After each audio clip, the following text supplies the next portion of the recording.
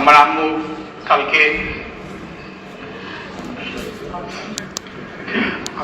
কালকে প্রায় 11:45-এ আমাদের ছেড়ে চলে যান। দীর্ঘদিন থাইল্যান্ডে ছিলেন, চিকিৎসা ছিলেন। তো আমার ভাগ্য ছিল না যে আমি তার সাথে লাস্ট 35 দিন থাকতে পারি নাই। আপনারা তার জন্য দোয়া করবেন। তার ভুল টুল হলে মাফ করে দিবেন। তিনি আমাদের 3 ভাই অনেক কষ্ট করে বড় করছে।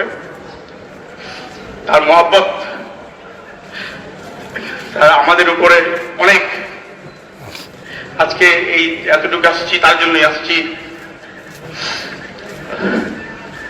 তো আমার যে দুর্ঘটনা হয়েছে, আমার আইনের উপরে এবং আমার জননেত্রী প্রধানমন্ত্রী শেখ হাসিনার সম্মানে আমার যেন যে ঘটনা হয়েছে এ যেন বিচার হয়। আর আমার মার আপনারা মাফ করে দিবেন। তার যদি কোনো পাওনা থাকে আমাদের কাছে, আমার বড় ভাই এবং আমার বাবা আছে, তাদের সাথে যোগাযোগ করবেন। আসসালামু আলাইকুম।